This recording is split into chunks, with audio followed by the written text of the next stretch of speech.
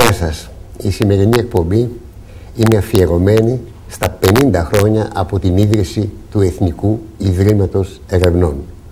Κοντά μου είναι ο πρόεδρος του Ιδρύματος και διευθυντής του, ο κύριος Δημήτρης Κυριακίδης, καθηγητής βιοχημίας στο Αριστοτέλειο Πανεπιστήμιο Θεσσαλονίκης, και ο κύριος Κώστας Σέκερης, ομότιμος καθηγητής του Πανεπιστημίου Αθηνών στην Ιατρική Σχολή και ομότιμος διευθυντής ερευνών του Εθνικού Ιδρύματος Ερευνών. Σας καλωσορίζω στην εκπομπή. Ευχαριστούμε πολύ. Και έχουμε εδώ τα 50 χρόνια από την ίδρυση του Εθνικού Ιδρύματος Ερευνών που γιορτάζονται φέτος. Λοιπόν, κύριε Πρόεδρε, ποια είναι η αποστολή του Εθνικού Ιδρύματος Ερευνών? Το Εθνικό Ιδρύμα Ερευνών στα 50 χρόνια πια ιστορίας του έχει καταξιωθεί σαν ένα κέντρο ερευνών, ίσως το καλύτερο της Ελλάδος, με απήχηση όχι μόνο στο ελληνικό χώρο αλλά και στο διεθνές. Γίνονται έρευνες ανταγωνιστικού περιεχομένου, με αποτέλεσμα να φέρουμε πολλά χρήματα από την Ευρώπη. Έτσι λοιπόν η πολιτεία, αν δίνει λίγα χρήματα, εμείς προσπαθούμε να επιζήσουμε ή να κάνουμε τις έρευνές μας με πρόσθετη χρηματοδότηση είτε από ελληνικές πηγές είτε από πηγές της Ευρώπης.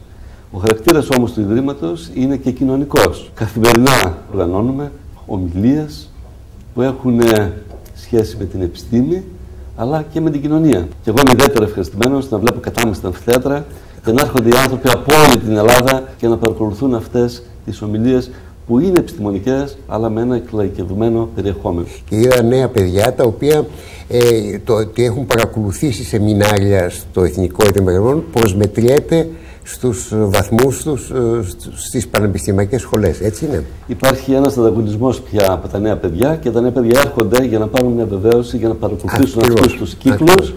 Και θα έλεγα είναι ότι το καλύτερο, γιατί από εδώ περνούν διάσημοι ερευνητές με Νόμπελ. Πέρσι, για παράδειγμα, είχαμε 2 νομπελίστες. Πού ο Έλληνας θα τους βρει να καθίσει να συζητήσει μαζί στο τέλος κτλ. Και έτσι γίνεται μια γόνιμη συζήτηση. Οι ομιλίες μπορεί να είναι μια ώρα, αλλά οι συζητήσεις κρατούν άλλες 2 ώρες. Θα ξεκινήσουμε από ένα θέμα που ενδιαφέρει άμεσα όλους, το άνοιγμα της μακροζωίας. Και λέτε πώς μπορούμε να δραπετεύσουμε από τη γίγανση και το θάνατο. Ίσως αυτό να είναι η μεγαλύτερη πρόκληση για τον άνθρωπο. Γράφοντας βιβλία για τους φοιτητές και βλέποντας μετά από 30 χρόνια εμπειρία στο Ελληνικό Πανεπιστήμιο, όχι την πολύ καλή ανταπόκριση των φοιτητών μας πια, έτσι η δικιά μου προσπάθεια ήταν να γράψω μερικά βιβλία, να απαντήσω σε μερικά ερωτήματα που έχουν συνάφεια με την επιστήμη μου, τη βιοχημία. Και τέτοια ερωτήματα είναι το γύρας. Το γύρας είναι μια εξέλιξη του ανθρώπου που οδηγεί φυσικά στο θάνατο. Είναι η προέλευση της ζωής. Διερωτόμαστε από πού προήρθαμε, πώς έγινε ο κόσμος, πώς εξελίχθηκαν τόσα πολλά είδη. Έχουμε μια μεγάλη βιοποικιλότητα σήμερα. Αυτά ήταν τα ενδιαφέροντα, αλλά αυτά προσπαθώ να τα εξηγήσω με τις λίγες γνώσεις που έχουμε, της βιοχημίας, της χημίας, της φυσικής, ό,τι μπορούμε να κατανοήσουμε, ό,τι καταλαβαίνουμε σήμερα, και αυτή ήταν η δικιά μου προσπάθεια. Με απλά λόγια, να δώσω στον κόσμο να καταλάβει μερικά από τα ερωτήματα αυτά. Κύριε Σέκερη, έχουμε σε εσάς καταρχήν το όνομά σας. Τι σχέση έχει με τους φιλικούς, τους αδελφούς Σέκερη?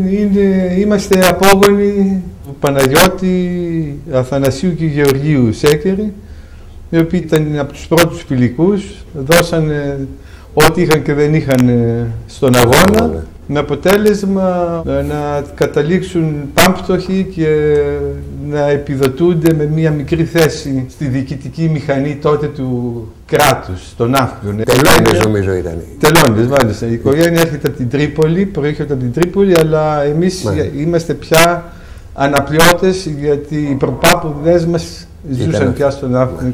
Στο βιβλίο «Το άνοιγμα της μακροζωίας» υπάρχει ένα έμβιο που λέγεται Ύδρα και το οποίο δεν πεθαίνει ποτέ. Πώς θα γίνουμε ύδρες όλοι? Το τίμημα της εξελίξεως του ανθρώπου, και η εξέλιξη ξεκίνησε δυναμικά από τη στιγμή που οι έμβιοι οργανισμοί μπορούσαν να καταναλύσουν το οξυγόνο. Το τίμημα είναι ότι μαζί με την κατανάλωση του οξυγόνου παράγονται οι λεγόμενες ρίζες οξυγόνου. Είναι οι ουσίες αυτές στις οποίες οφείλονται οι καταστροφές των κυτάρων κατά τη διάρκεια της ζωής του ανθρώπου.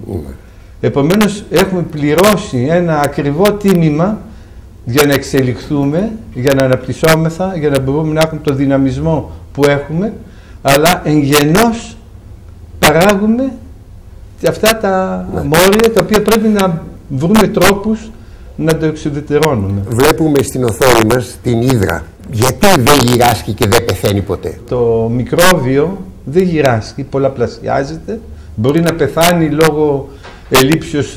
Αυτό είναι μικρόβιο? Όχι, αυτό είναι έχει μια βαθμό εξελίξεως μεγαλύτερο. Και εδώ ερχόμαστε στο σημαντικό του οργανισμού, να μάθουμε τους μηχανισμούς οι οποίοι αποφεύγουν το γύρας. Γι' αυτό έχει και σημασία το οργανισμό. Μιλάτε, κύριε Χιλιακή, εδώ για τον προγραμματισμένο θάνατο. Τι είναι προγραμματισμένο θάνατο? Αν θεωρήσουμε ότι όλα φτύρονται, όλα κάποια στιγμή πρέπει να πεθάνουν. Έτσι και ο άνθρωπος. Έτσι λοιπόν, αν γενικεύσουμε, θα πούμε ότι η γύρανση είναι μια ασθένεια όπου ο άνθρωπος σιγά σιγά εξασθενίζει, τα κύτταρά του δεν λειτουργούν πολύ καλά και όλα αυτά γιατί βρίσκεται σε έναν κόσμο, το φυσικό μας περιβάλλον. Επομένως, έχουμε τα γονίδια μας. Τα γονίδια μας θα επιβιώσουν σε ένα περιβάλλον για ένα συγκεκριμένο χρονικό διάστημα, αλλά όχι για πάντα. Οι θεωρίες που προτάθησαν είναι τουλάχιστον 300. Από αυτές, μία είναι η θεωρία του προγραμματισμένου θανάτου. Και ο προγραμματισμένος θάνατος σημαίνει δετερμινιστικά ότι έχουμε ένα συγκεκριμένο αριθμό διαιρέσεων και μετά τα κύτταρα θα πρέπει να πεθάνουν. Ή, να το πω αλλιώς, μπορούν να γίνουν τόσες πολλές μεταλλάξεις και καθώς θα γίνονται μεταλλάξεις να μπορούμε να επιβιώνουμε. Αλλά σε κάποια στιγμή η συσσόρευση πολλών μεταλλάξεων θα επιφέρει οπωσδήποτε το θάνατο. Σύμφωνα με τις απόψεις αυτές του προγραμματισμένου θανάτου, όταν ένα ή περισσότερα άτομα έχουν δώσει έναν ικανοποιητικό αριθμό απογόνων τα ίδια, είναι επιζήμια για τους απογόνους, δεδομένου ότι καταναλώνουν τροφή. Αυτό είναι πάλι η οικονομία της κοινωνίας. Έχετε μια κοινωνία, ένα πληθυσμό που πρέπει να επιζήσει. Όταν δεν βρίσκουν τροφή, πρέπει τα μικρά να πεθάνουν. Ή ο κανιβαλισμός. Ο κανιβαλισμός τι σημαίνει? Δεν υπάρχει τροφή και το ένα ζώο τρώει το άλλο. Σύμφωνα με τον Ρώσο ανοσοβιολόγο Ελί Μεντσικόφ, η διατροφή με γιαούρτι θα επιμήκυνε την ανθρώπινη ζωή στα 200 έτη. Σίγουρα η χλωρίδα του εντέρου μας παίζει τεράστιο ρόλο ακόμη και στην ανάπτυξή μας. Και όχι όταν λέμε χλωρίδα του εντέρου. Χλωρίδα είναι τα μικρόβια που κατοικούν στο έντερο. Πολλά δισεκατομμύρια μικρόβια μέσα στο έντερό μας. Ένας πρωτέας που χτυπάει. Είναι μικρόβιο το οποίο έχει αρνητική δράση. Αλλά έχουμε σειρά γαλακτοβακύλων. Είναι μια τεράστια γκάμα μικροβίων τα οποία παράγουν ουσίες οι οποίες είναι θετικές για την ανάπτυξη του οργανισμού και μάλιστα έχει αναπτυχθεί τώρα μια ολόκληρη βιομηχανία με τρόπους επηρεασμού θετικού αυτής της χλωρίδας. Δηλαδή, αν σήμερα σας ψάξουμε εσάς, μπορούμε να απομονώσουμε τουλάχιστον 1000 μικροοργανισμούς. Οι οποίοι δεν είναι αρνητικοί, όχι. Είναι αρνητικοί, υπάρχει μια ομοιόσταση και αυτό είναι το καλό που αν τρώμε γιαούρτι αυξάνει ένα συγκεκριμένος πληθυσμός και αυτός ο πληθυσμός μπορεί να έχει ευεργετικά αποτελέσματα στο παχύ έντερο ή σε άλλα όργανα ή να αποκτήσουμε πιο πολύ ενέργεια κτλ. Πάντως η θεωρία αυτή δεν εξηγεί το γύρας. Απλώς είναι μια ιδέα σωστή. Αλλά εσείς λέτε ότι ο άνθρωπος που έζησε το πιο πολύ στη γη είναι μια Γαλλίδα που έζησε πόσα χρόνια? 122 χρόνια και 5 μήνες. Λέτε επίσης ότι το προσδόκιμο όριο της ζωής για τα επόμενα χρόνια είναι τα 110 χρόνια. Πιστεύουμε, γιατί πριν από 50 χρόνια ο μέσος όρος ζωής ήταν 50-55. Τώρα έχει φτάσει στα 80. Με τα πειράματα που έχουν γίνει σε μικροοργανισμούς ή σε πρότυπα κύτταρα, φαίνεται ότι μπορούμε τουλάχιστον 10 με 20% να αυξήσουμε τη ζωή μας. Αυτό πάλι οι ερευνητές δεν είναι πολύ ευχαριστημένοι και προσπαθούν να το αυξήσουν περαιτέρω. Δηλαδή υπάρχει αυτή τη στιγμή ένας αγώνας ενάντια προς τα γονίδια μας. Προσπαθούμε εμείς τη φθορά που υφίστανται τα γονίδια ή τη φθορά που υφίστανται τα κύτταρά μας να μπορέσουμε να τα καταπολεμήσουμε και αυτό το 10-20% είναι που εμείς θα το δούμε στη δικιά μας γενιά στα επόμενα 20-30 χρόνια, θα το δούμε να έρχεται αυτή η αύξηση. Άρα πρέπει να αναπροσαρμοστεί και το ασφαλιστικό σύστημα. Το ασφαλιστικό θα προκύψουν πολλά. Τα προβλήματα που γεννιόνται είναι τεράστια.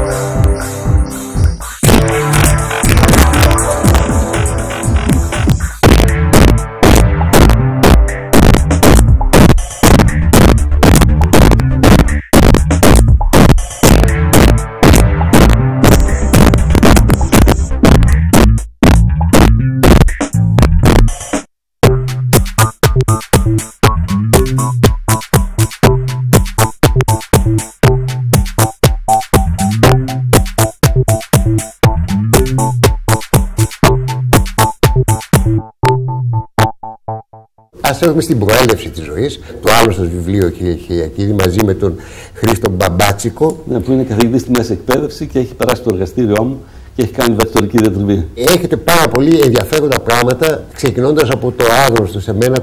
Η ζωή ξεκίνησε πριν από 3,6 δισεκατομμύρια χρόνια. Αυτό που λέτε, ότι το πιο εντυπωσιακό γύρω από το ζήτημα της προέλευσης ζωής, είναι ότι αυτό το θέμα καλύπτει πολλούς τομείς επιστημών και τους αναφέρει.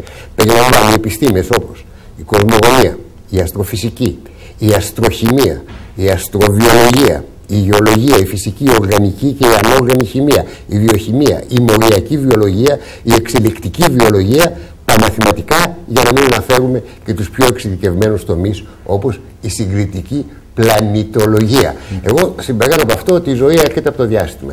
Από κάπου πρέπει να ξεκινήσαμε. Και θεωρούμε ότι ξεκινήσαμε από μια μεγάλη έκρηξη, το λεγόμενο Big Bang. Σήμερα πιστεύουμε ότι μπορεί να μην είναι ένα. Σήμερα αυτό το Big Bang που βλέπουμε, που έχουμε εμείς, θεωρείται ότι μπορεί να είναι το 16ο.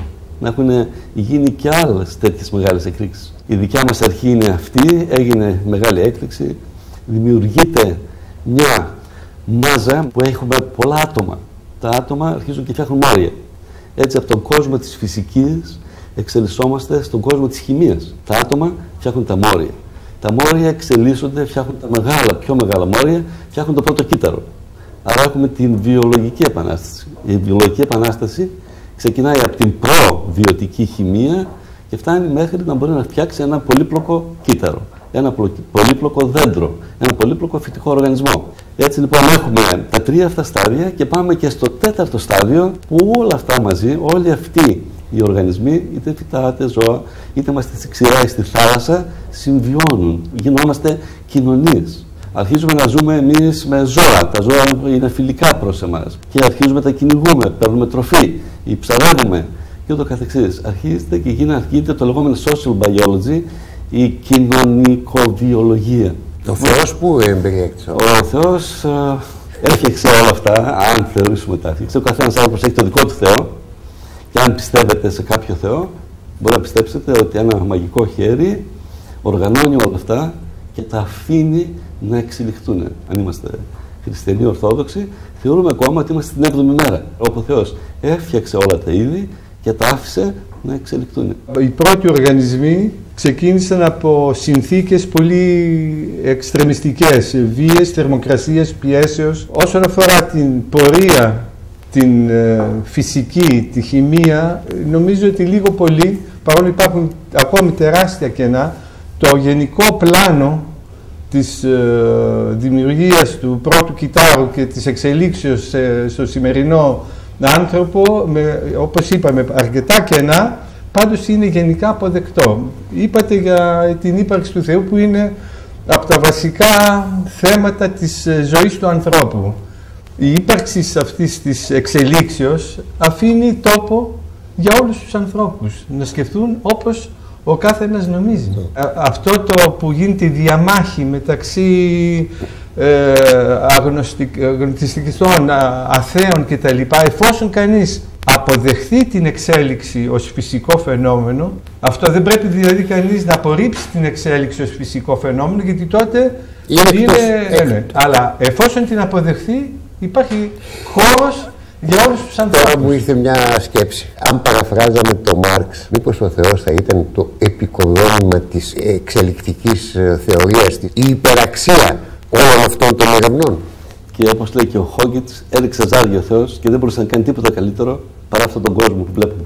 Είναι πάρα πολύ όμορφο να το σκεφτεί κανένας, να δώσει στο Θεό, σε οποιοδήποτε Θεό, αυτή τη δυνατότητα της τυχαίας γένεσης, της τυχαίας αυτής οργάνωσης, αυτής της μαγείας που βλέπουμε σήμερα, που εμείς την κατανοούμε πιο πολύ σαν χημεία, σαν συγγένεια μορίων, αλληλεπίδραση μορίων. Ξέρουμε σήμερα το γεννητικό υλικό πώς προβασιάζεται, ξέρουμε πολλούς μηχανισμούς, αλλά όλα αυτά συμβαίνουν σαν να είναι ένα τυχαίο γεγονός.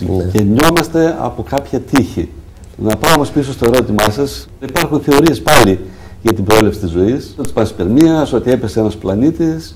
Όμως εμείς σαν βιοχημικοί, σαν βιολόγοι, μπορούμε να κατανοήσουμε τρεις βασικές θεωρίες, που πολύ περιληπτικά μπορώ να σας τις πω, της μεγάλης σούπας, ότι σε μεγάλες εκτάσεις συσσωρεύτηκαν τα υλικά και καθώς συσσωρεύονταν άρχισαν να αντιδρούν μεταξύ τους. Αντιδρώντας μεταξύ τους έγινε σιγά αυτή η χημεία, αυτή η εξέλιξη που σας περιέγραψα. Η άλλη θεωρία είναι αυτή που είπατε. Υπάρχουν κοράλια τα οποία έχουν 200 εκατομμύρια ζωής και ζουν ακόμα κάτω στο έδαφος. Και υπάρχουν οπές, καμινάδες που καθώς βγαίνουν αυτά τα αέρια δημιουργούν ζωή γύρω από εκεί. Ή να σας περιγράψω τις παρατηρήσεις του Δαρβίνου. Ο Δαρβίνος είχε εντυπωσιαστεί στα νησιά που περιηγούνταν επειδή είχε πολύ μεγάλη βιοποικιλότητα. Το νερό εκεί ήταν πολύ ζεστό. Ήταν σχισμές κάτω από το έδαφος, ανέβαινε το ζεστό νερό και αυτό το ζεστό νερό δημιουργούσε υπερπληθυσμούς. Οπότε υπάρχουν τρεις θεωρίες: θεωρίες της σούπας, οι θεωρίες των καμινάδων και των σχισμών.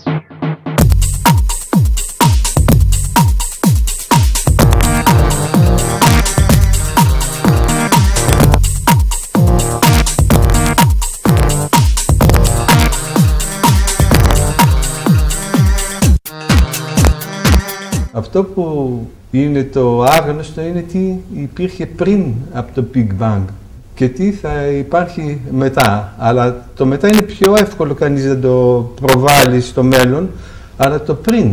Λέμε ότι υπήρχαν μόρια, υπήρχε αυτή η μάζα, η ενέργεια μαζί, αλλά αυτό σημαίνει ότι υπήρχε κάτι πριν από αυτό. Εκεί μπαίνουν και τα μαθηματικά, τα οποία βέβαια ικανοποιούν μόνο τον μαθηματικό εγκέφαλο, αλλά όχι τον άνθρωπο, τον κοινό άνθρωπο. Μου αρέσει πάρα πολύ μια λέξη που δεν ήξερα και σαν συγγραφέα, την ενετόπισα, τα άδεια. Άδεια σε αντίθεση με τα έμβια. Είναι έκφραση που καθιέρωσε ο Αριστοτέλης. Ο Αριστοτέλης μίλησε για τα ένεμα και τα άνεμα. Ο Αριστοτέλης έκανε την πρώτη ταξονομία, σπόνδυλα και σπονδυλωτά.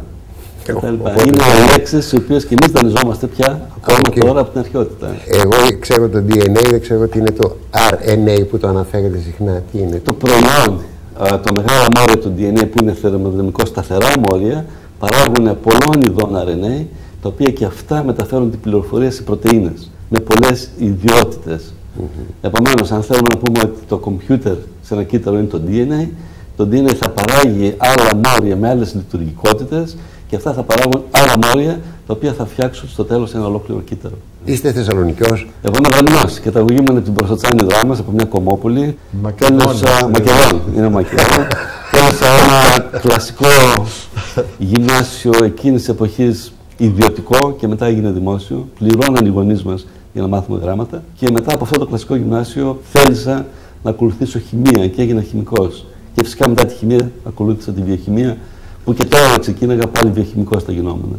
Ωραία, σας ευχαριστώ πολύ και σας εύχομαι για τα 50 χρόνια του Εθνικού Ιδρύματος Ερευνών. Εμείς ευχαριστούμε και εγώ σας θαυμάζω την προσπάθεια που κάνετε και νομίζω σήμερα ξεφεύγετε λίγο, γιατί από μυθιστορήματα και πάνω σήμερα θα μιλήσουμε για τον κόσμο, για εσάς, θα μιλήσουμε για επιστήμη. Και ίσως αυτό είναι μια καινοτόμος. Και η επιστήμη, ένα μυθιστόρημα. Αυτό είναι μυθιστόρημα. Σας ευχαριστώ πολύ. Θα παρουσιάσω τις εκδόσεις οι οποίες απορρέουν από το πρόγραμμα του Εθνικού Ιδρύματος Ερευνών Επιστήμης Κοινωνία. Είναι μια σειρά πρωτοβουλειών που διοργανώνει το Εθνικό Ίδρυμα Ερευνών για τη διάχυση της επιστημονικής γνώσης που παράγεται στα Ινστιτούτα του προς το ευρύτερο κοινό.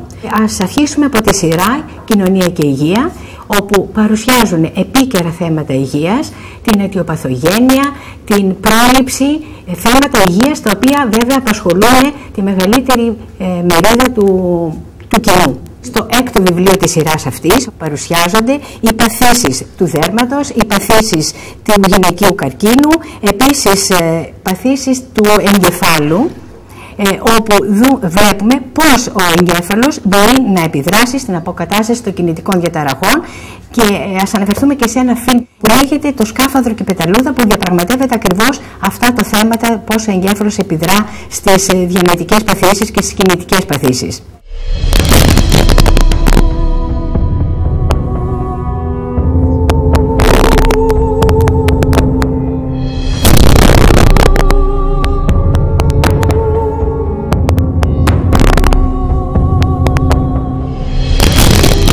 Στο πλαίσιο ενός ευρωπαϊκού προγράμματος Ανοιχτές Θύρες, το οποίο είναι συγγενές με το πρόγραμμα Επιστήμης Κοινωνία, έχουμε πραγματοποιήσει 2 εκδόσεις. Η μία είναι στα βήματα του Παυσανία. Ο τόμος αυτός είναι αφιερωμένος στην εξερεύνηση των αναγνώσεων του Παυσανία και των σχέσεών του με την ανακάλυψη της Ελλάδος κατά τους νεότερους χρόνους, καθώς γνωρίζουμε ότι η Ελλάδος περιήγηση είναι το κείμενο εκείνο το οποίο συνέβαλε ουσιαστικά και συνδέθηκε όσο περισσότερο με την αναζήτηση της ελληνικής αρχαιότητας. Η έκδοση στηρίζεται πάνω σε ένα πλούσιο υλικό, εκδόσεις και μεταφράσεις της περιήγησης, αλλά και επεξεργασίες σε έργα ιστοριογραφικά, γεωγραφικά και αρχαιογνωστικά.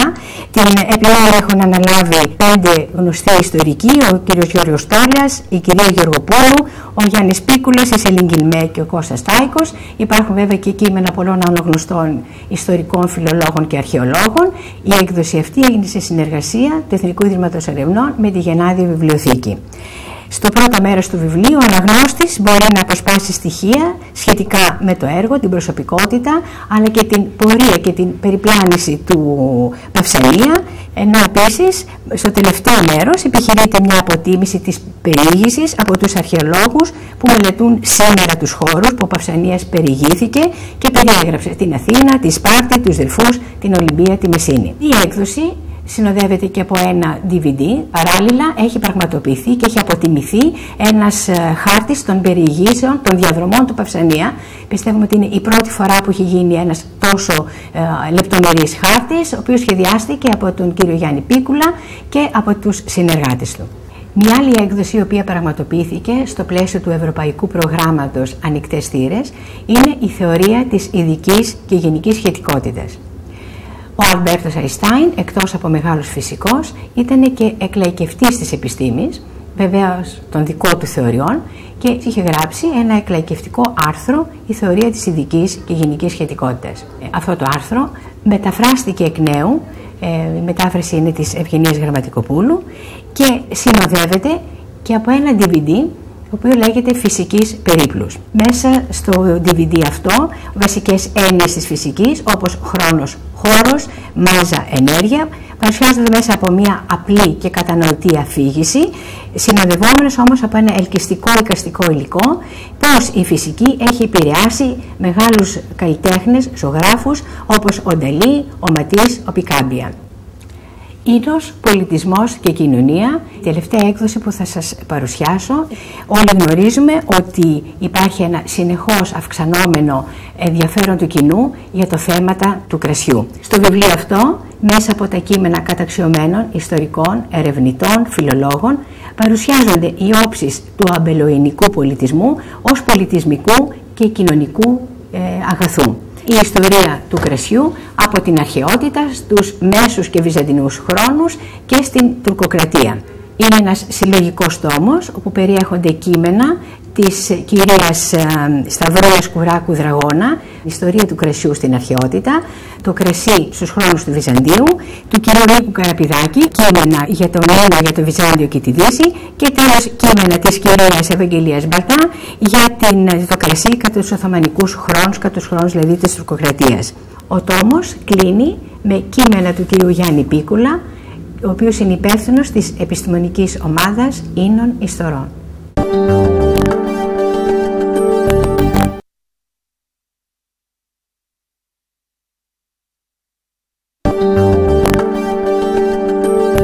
Με τον κύριο Τριαντάφυλλο Σκλαβενίτη, Διευθυντή Ερευνών του Εθνικού Ιδρύματος Ερευνών, και με μια άλλη ιδιότητα, είστε εκπρόσωπος της Επιτροπής του Ιστορικού Αρχείου Ελληνικής Νεολαίας της Γενικής Γραμματείας Νέας Γενιάς, το περίφημο ΙΑΕΝ. Είναι ένα πρόγραμμα που ίδρυσε η Γενική Γραμματεία Νέας Γενιάς το 1983 για να μελετήσει το παρελθόν της ελληνικής νεολαίας. Δηλαδή την παιδική ηλικία και την νεότητα στο 19ο και τον 20ο αιώνα στην Ελλάδα. Όρισε μια επιτροπή την οποία αποτελούσαν και αποτελούν ο Φίλιππος Ηλιού, που χάσαμε πριν από 4 χρόνια, ο Σπύρος Ασδραχάς, ο Γιάννης Γιαννουλόπουλος και εγώ, και καταστρώσαμε ένα πρόγραμμα ιστορίας της νεολαίας, το κοινοποιήσαμε στην επιστημονική κοινότητα και γενικά στην ελληνική κοινωνία, δεχτήκαμε και δεχόμαστε κάθε φορά που υπάρχουν χρήματα από τη Γενική Γραμματεία Νέας Γενιάς πολλές προτάσεις ερευνητικές από νέους αλλά και φτασμένους ερευνητές, τις αξιολογούμε και έχουμε φτάσει σε 45 βιβλία από τότε. Έχουμε αναθέσει βέβαια 101 έρευνες σε 120 ερευνητές και ερευνήτριες. Μας έδωσαν τις έρευνές τους, τα 45 μπόρεσαν να φτάσουν σε βιβλία. Χάρη στο άξιον μπορούμε σήμερα να μιλήσουμε για τα βιβλία της τελευταίας πενταετίας και κυρίως 2 που διάλεξε ο κύριος Βασιλικός. Ακριβώς. Αυτό θέλω να πω και εγώ, επέλεξα 2 λόγω τίτλου. Λοιπόν, το ένα είναι του Κώστα Κατσάπη, ήχη και απόηχη, κοινωνική ιστορία του rock and roll φαινομένου στην Ελλάδα 1956-1967. Και επειδή ήταν τόσο καλός ερευνητής, του αναθέσαμε και το επόμενο κομμάτι που θα είναι από το 1967 ως το 1974 για να ολοκληρωθεί το θέμα. Και λέει βέβαια στον πρόλογο του ότι ευτυχώς για την ερευνητή, όταν δικαιολογεί γιατί σταμάτησε το 1967 η έρευνα σε αυτό το σημείο, συνέβησαν 2 πράγματα μέσα σε 4 μέρες πολύ σημαντικά. Η επίσκεψη του συγκροτήματος των Rolling Stones στις 17 Τετάρτου 1967 και 21 Απριλίου δυστυχώς η επάρατος. Τους Rolling Stones τους βάλαμε στο εξώφυλλο του βιβλίου. Η φωτογραφία είναι από τον Παναθηναϊκό από τις 17 Τετάρτου του 1967. Τι διαπραγματεύεται αυτό το βιβλίο? Προσπαθεί να καταλάβει το rock and roll φαινόμενο εκεί που γεννήθηκε, που είναι φυσικά η Αγγλία και οι Ηνωμένες Πολιτείες. Και κυρίως, αυτό που μας ενδιέφερε εμάς πολύ, πώς ήρθε στα καθη μας. Ποιες ήταν οι αντιδράσεις των πολιτικών όταν ήρθε το rock and roll, πρώτα-πρώτα των ίδιων των σπιτιών, των ίδιων των οικογενειών, που τα παιδιά τους άρχισαν να τραγουδούν και να χορεύουν πράγματα που δεν καταλάβαιναν και να φέρονται με τον τρόπο που φέρθηκαν. Αρνητικά. Αρνητικά φέρθηκε γενικά και η κοινωνία και το κράτος ως σύστημα και τα κόμματα. Μη δε και της αριστεράς εξαιρουμένης. Κάποια στιγμή στη δεκαετία του 60 λέει ένας από τα στελέχη της αριστεράς, της ΕΔΑ τότε, μήπως αυτά τα παιδιά είναι δικά μας και δεν το έχουμε πάρει χαμπάρι.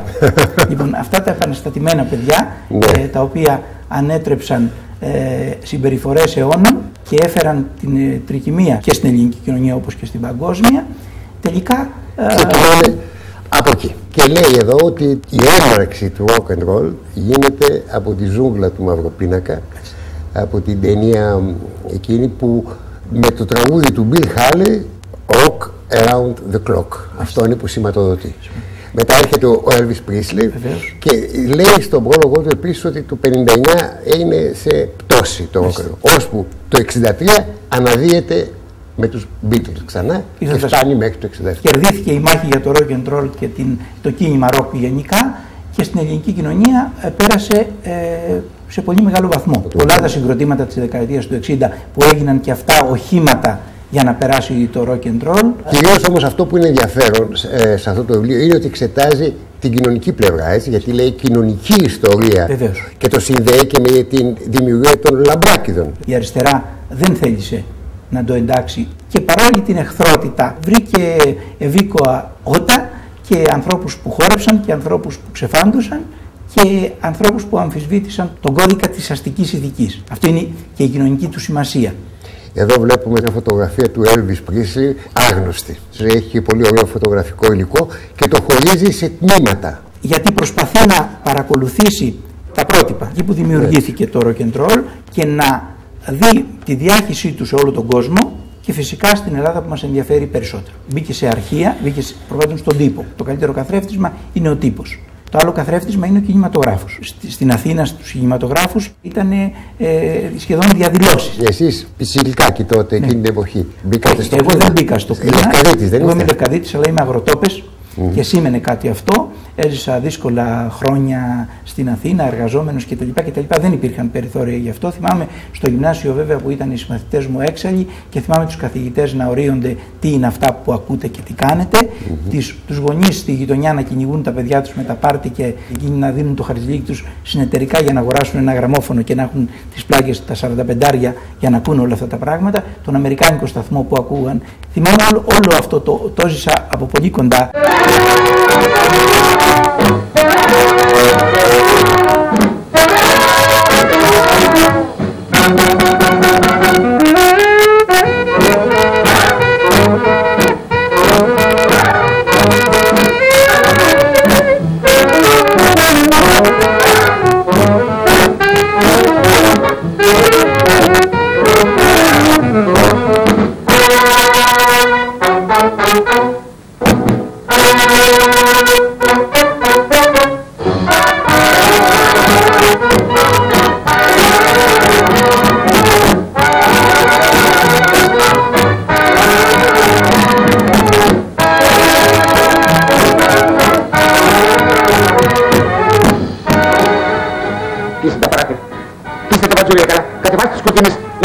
Και μας μουτζώνουν με πόδια και με χέρια.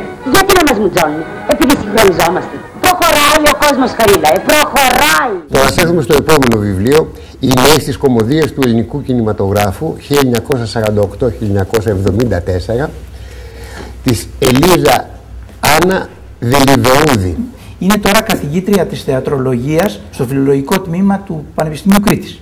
Η κυρία Λιζιάννα Δελιβερούδη εξέτασε 500 ταινίες, κωμωδίες του ελληνικού κινηματογράφου στην περίοδο 1948-1974. Έχει και τον κατάλογο τους πίσω με τους παράγοντες κάθε ταινίας και μέσα εκεί αναζήτησε πώς καθρεφτίζονται, πώς αναπαριστάνονται οι νέοι άνθρωποι και οι δραστηριότητες τους. Τα στερεότυπα.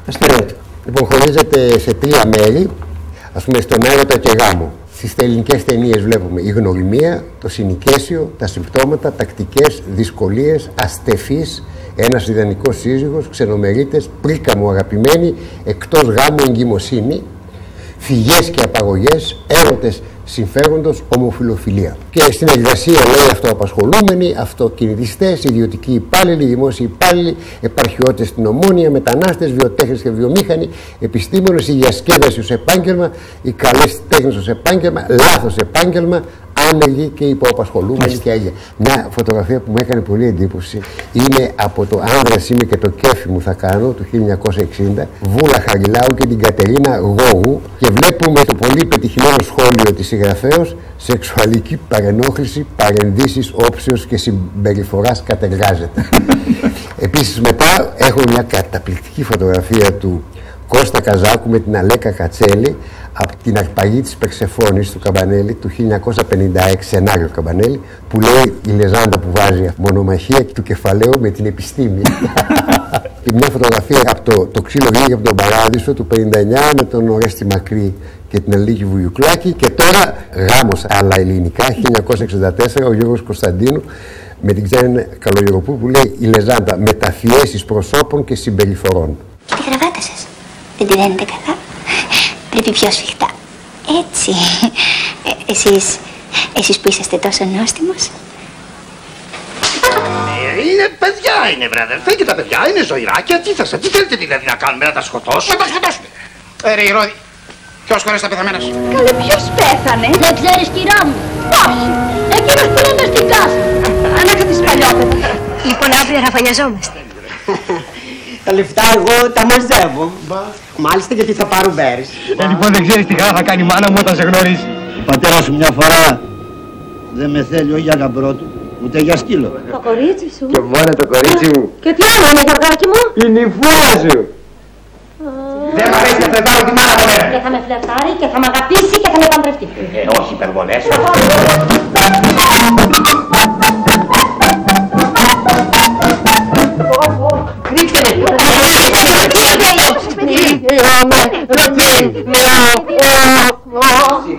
Η κυρία Ζεκέρη.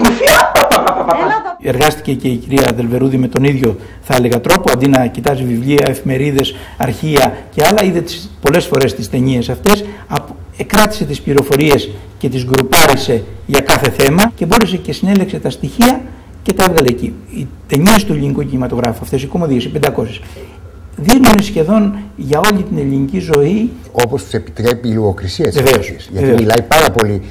Βεβαίως για λογοκρισία, και αυτό ήθελα να πω. Γιατί είναι αυτολογοκρισία. Αυτολογοκρισία. Και τι θέλει ο κόσμος, βέβαια. Και τι θέλει ο κόσμος να δει και τι επιτρέπει η λογοκρισία.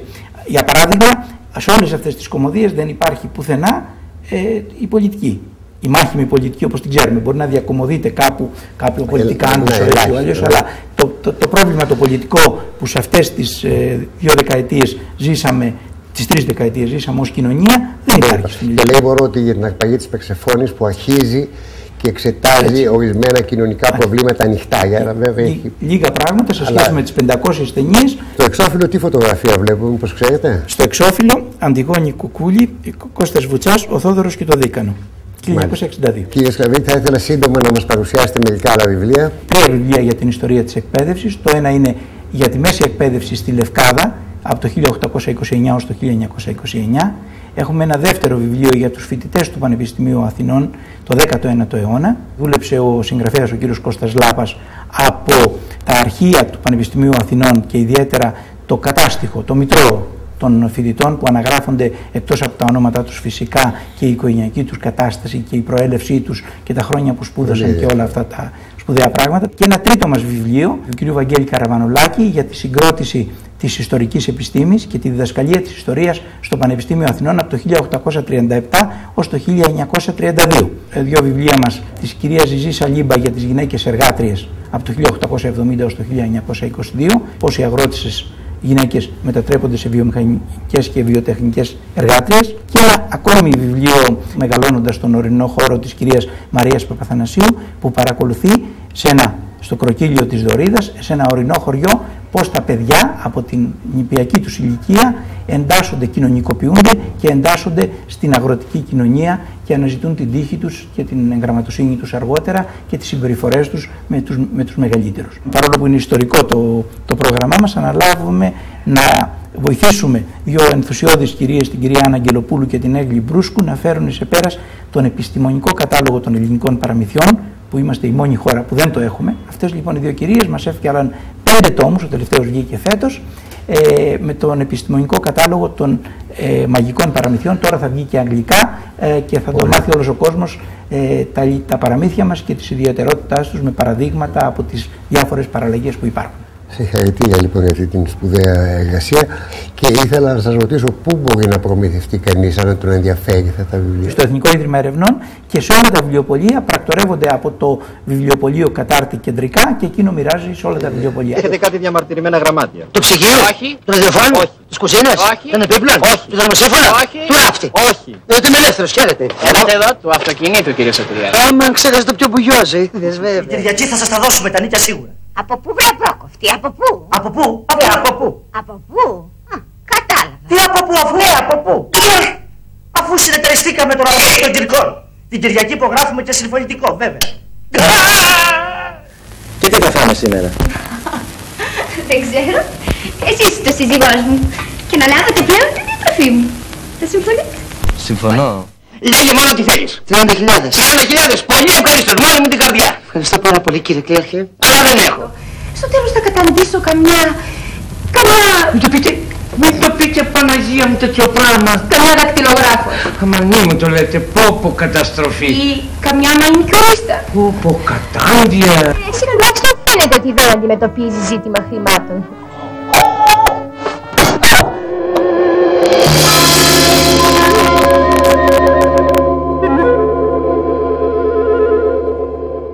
Με την κυρία Άννα Ταμπάκη, καθηγήτρια στο τμήμα θεατρικών σπουδών του Πανεπιστημίου Αθηνών και φιλοξενούμενη ερευνήτρια στο ΙΝΕ του Εθνικού Ιδρύματος Ερευνών. Το ΙΝΕ είναι η μετονομασία του Ιστορικού Κέντρου Νεοελληνικών Ερευνών, που ιδρυτής του ήταν ο Κ.Θ.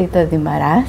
Εσείς υπήρξατε μαθήτριά του και στο Παρίσι. Ναι, είχα τη χαρά να είμαι από τους τελευταίους σχεδόν μαθητές του στον Ελληνικό Ινστιτούτο της Σορβόνης. Έχουμε ένα πάρα πολύ ωραίο κουτί, εμένα μου αρέσει πάρα πολύ όταν τα βιβλία κυκλοφορούν έτσι. 1996 ως το 2006, είναι τα βιβλία μιας δεκαετίας. Μιας δεκαετίας. Θα θέλατε να μας πείτε καταρχήν Με αυτόν τον τρόπο τιμάμε και τους 3 διαδοχικούς διευθυντές μετά το Δημαρά, διότι αυτή η προσπάθεια να τιμήσουμε το δάσκαλο και ιδρυτή του κέντρου μας ξεκίνησε αμέσως μετά το θάνατό του. Στην πρώτη επέτειο διοργανώσαμε μια επιστημονική συνάντηση στη μνήμη του, ένα είδος φιλολογικού μνημοσύνου που συμμετείχαν διάφοροι επιστήμονες που κυρίως είχαν σχέση με το έργο του.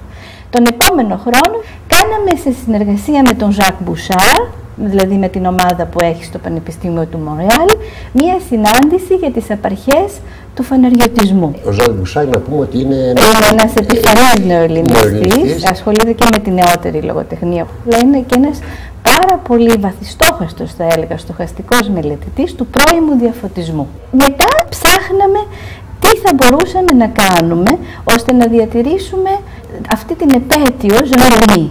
Και τότε επί θητείας του Βασίλη Παναγιωτόπουλου έχει αυτή την ιδέα να καθιερώσουμε μία ετήσια διάλεξη ΚΘ Δημαράς. Το σκεπτικό είναι όταν γίνεται η διάλεξη, τον επόμενο χρόνο, την ημέρα που γίνεται η επόμενη διάλεξη, να υπάρχει και ο κομψός αυτός τόμος, ο οποίος δίδεται στο κοινό και μετά σιγά σιγά τραβάει το δρόμο του. Τώρα, μέσα από αυτή τη διάλεξη τι προσπαθούμε να κρατήσουμε ζωντανό, όχι μόνο τη μνήμη του Δημαρά, αλλά και τις ενασχολήσεις του. Δηλαδή, αν δείτε τις προσωπικότητες που έχουν μιλήσει σε αυτή τη διάλεξη, τα θέματα που έχουν πραγματευτεί, θα δείτε ότι είναι θέματα της ευρύτερης ιστορίας των ιδεών, της συγκριτικής φιλολογίας και των περιόδων που κυρίως αγάπησε ο Δημαράς, δηλαδή του διαφωτισμού και του ρομαντισμού, 18ος, 19ος αιώνας. Επίσης μέλημα είναι να φέρουμε σε επαφή το ελληνικό κοινό με διαπρεπείς επιστήμονες του κλάδου, ώστε να δημιουργηθεί αυτή η περίφημη όσμωση, αλλά και η επαφή με το διεθνές επιστημονικό γίγνεσθε.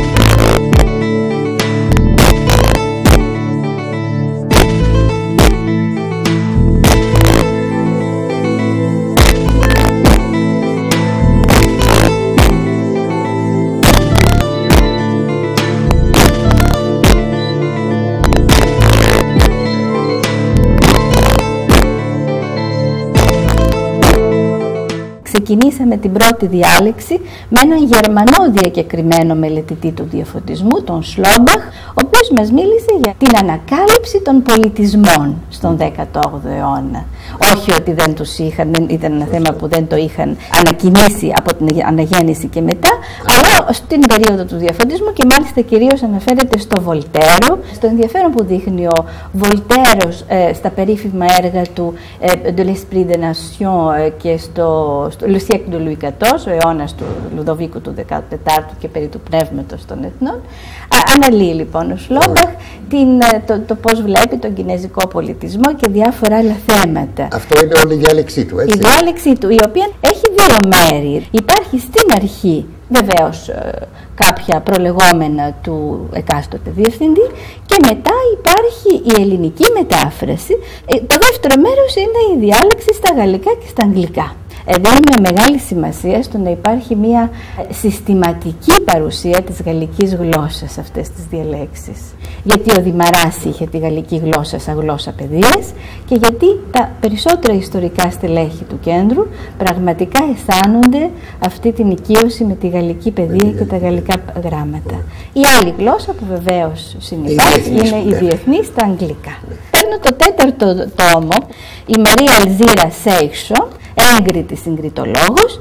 Το θέμα της καταρχήν είναι η σημασία του ταξιδιού. Εδώ μιλάει για τη σημασία του ταξιδιού στο μυθιστόρημα, Ιταλο Καλβίνο, Σαραμάγκου και άλλους, αλλά και γιατί συνδέεται το θέμα του ταξιδιού με ένα από τα μείζωνα ενδιαφέροντα του ΚΘ Δημαρά, που ήταν το θέμα του περιηγητισμού. Η κυρία Σέιξο ανέσυρε από το προσωπικό της αρχείο μια παλιά φωτογραφία που ένα συνέδριο του 1976, όπου βρίσκεται ανάμεσα στον ΚΘ Δημαρά, δηλαδή πολλοί από τους ομιλητές είχαν και μια προσωπική σχέση. Πάμε παρακάτω. Μπορώ να πω ότι πια περνάμε σε μια περίοδο ενηλικίωσης και στη δημιουργία ενός θεσμού. Ξεκινώντας από το Λάρι Γούλφ, ο Διαφωτισμός και ο Ορθόδοξος Κόσμος, εγώ θα σταθώ σε αυτό το βιβλίο, το οποίο το αγάπησα πάρα πολύ, διότι φέραμε τον Ζαν Σταρομπενσκι, έναν κορυφαίο μελετητή του διαφωτισμού και γενικότερα των ευρωπαϊκών γραμμάτων. Τα βιβλία του για τον Ρουσό, La Transparence et l'Obstacle, και το Montaigne en Mouvement θεωρούνται θεμελιώδη, αλλά και πάρα πολλά άλλα, ο οποίος μας έκανε μια εξαιρετική διάλεξη για τον Ρουσό, τον λόγο περί επιστημών και τεχνών. Ο Ρουσό απαντά στο Βολτέρο. Εξαιρετικοί μελετητές, ο ένας πιο καλός από τον άλλον. Ο Ρολάν Μορτιέ, καταπληκτική φυσιογνωμία του διαφωτισμού, ένας θα λέγαμε ευγενής, ένας Βέλγος ευγενής, τα φώτα του ευρωπαϊκού 18ου αιώνα. Ο Τζόναθαν Ισραήλ, Άγγλος, ο οποίος διδάσκει στο Πρίνστον, ένας από τους μελετητές που έχει δώσει νέα όθηση στο φαινόμενο του πρώιμου διαφωτισμού. Μιλάει πολύ για Σπινόζα, για διάφορα φαινόμενα. Θέλουμε το ελληνικό κοινό μέσα από αυτά τα βιβλιαράκια να αντλεί γνώσεις. Λοιπόν, η διάλεξη του 2005, Κλοντ Λοριόλ, ο Βολτέρος και η υπόθεση Καλάς, νομίζω ότι είναι ένα άγνωστο θέμα, το οποίο παραμένει πάντοτε εξαιρετικά επίκαιρο. Ο Λοριόλ αρχίζει την ανακοίνωσή του λέγοντας ότι έκανε μία σφιγμομέτρηση σε Γάλλους φοιτητές και σχεδόν κανένας δεν ήξερε. Ήταν δύο διαμαρτυρόμενοι που τους καθάρισαν. Ναι. Και ο Βολτέρος πήρε την υπεράσπιση του. Ναι. Και τι λέει στο βιβλίο για την υπόθεση αυτή? Εδώ αναλύει ο Κλοντ Λοριόλ πώς ο Βολτέρος, αφορμόμενος από την υπόθεση αυτή, έγινε ένας υπερασπιστής του φαινομένου της ανοχής. Πώς έγραψε την πραγματεία περί ανοχής, Traité sur la tolérance, ένα δοκίμιο θεμελιώδες. Και καταλαβαίνετε πόσο επίκαιρο είναι σε μια εποχή σαν τη δική μας, αλλά και σε κάθε εποχή, το θέμα της ανοχής της ετερότητας και ιδίως της θρησκευτικής ετερότητας. Τώρα πείτε, πού τα βρίσκει κανείς αυτά? Τα βιβλία αυτά, υπάρχει ένα βιβλιοπωλείο ήδη στο ισόγειο του Ιδρύματος, τα οποία όποιος κάνει τον κόπο να έρθει νομίζω ότι τα παίρνει και με κάποια έκπτωση. Έχουμε ιστοσελίδα που μπορεί να τα παραγγείλει και τα βιβλία μας τα έχει το βιβλιοπωλείο του Μορφωτικού Ιδρύματος που είναι επί της Οδού Αμερικής. Νομίζω της Εθνικής Τράπεζας. Ναι. Λοιπόν, σας ευχαριστώ πολύ για τα μπάκια και ελπίζω να συνεχίσετε αυτή την ωραία σιγά. Σας ευχαριστώ πολύ.